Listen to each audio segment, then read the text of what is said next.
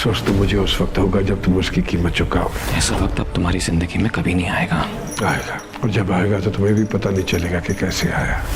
अस्सलाम अलैकुम नाजरीन। ड्रामा सीरियल दुनियापुर में नवाब के तमाम बेटे मारे जा चुके थे। आखिरी बेटे ने मरने से पहले ही अपनी खास डायरी में अपनी बहन के लिए वसीयत लिखी थी। जब नवाबजादी ने डायरी पढ़ी तो वो समझ गई कि दुनियापुर में जिंदा रहना है तो औलाद से मुकाबला करना पड़ेगा। तो नवाबजादी अपने की तस्वीर के पास जाएगी और उससे वदा करेगी कि वो इस काम को सरंजाम देकर रहेगी। इस वक्त दुनियापुर के हालात ये हैं कि नवाब साहब अपनी बेगमात में हर वक्त मसरूफ रहने की वजह से हवेली से बाहर नहीं जाते थे, जिसकी वजह से दुनियापुर पर नवाब साहब की गिरफ्त कमजोर पड़ती जा रही थी। तो ऐसे में नवाबजादी ने दुनियापुर का इक़्तिदार संभाल लिया और इलाका के मुअज़्ज़िज़ीन को भी बलवा कर उन्हें अलिफ ची तरह बता दिया गया था यहाँ पर कुछ ऐसे लोगों को पकड़ा जाएगा जो भत्ता वक्त पर अदा नहीं करते और मुखालिफों को मुखबरियां भी करते थे। उधर नवाब साहिब नौरोज आदम की ताकत और ख़ानदान को कुचलने के लिए मंसूबा बंदी करने में मसरूफ था और पुलिस भी नवाब साहिब की हिमायत में नौरोज आदम को गिरफ्तार करने वाली थी। नवाब साहिब अपने खास आदमियों से मशवरा करता है तो इसे बताया जाता है कि आदम इस वक्त बहुत कमज़ोर हैं, अगर हमारे कोई परेशानी का बाइस बन सकता है तो वो आदम का बेटा है।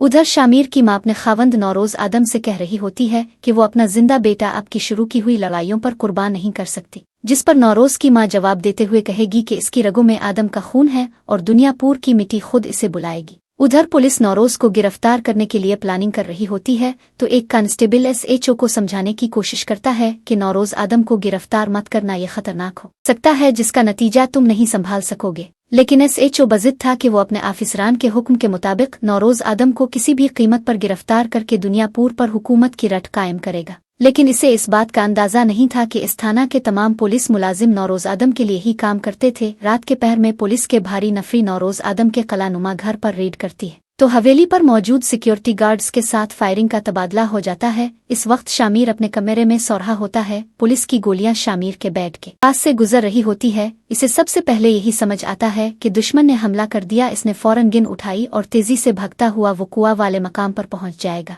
जहां नौरोज आदम पुलिस की हिरासत में खड़ा होता है और हैरत से शामिर और फिर उसके हाथ में पकड़ी हुई बंदूक को देख रहा होता है। नौरोज आदम ये मंजर देखकर दिल ही दिल में बहुत खुश होता है कि अब वो ये जंग अकेला नहीं लड़ने वाला, बल्कि इस जंग में इसका बेटा भी इसके शाना बशाना लड़ेगा। SHO नौरोज आदम को गिरफ्तार करके ले तो जाएगा, लेकिन पुलिस में मौजूद नौरोज आदम के खास बंदे इसे छुड़वा लेंगे और नौरोज आदम SHO को धमकी देगा, थोड़ा सब्र करो फिर इनका इलाज करते हैं। नाजरीन, क्या आने वाली किस्त में हम नवाबजादी और शामिर के दरमियान दुनियापुर के इक़्तिदार की जंग देखने वाले हैं या कुछ और? क्योंकि नवाबजादी और शामिर फितरतना दोनों कौन खराबा और लड़ाई झगड़ों से दूर रहने वालों में से हैं। अपनी राय ज़रूर दीजिए और अगर चैनल पर नए हैं इससे सब्सक्राइब कीजिए। शुक्रिया।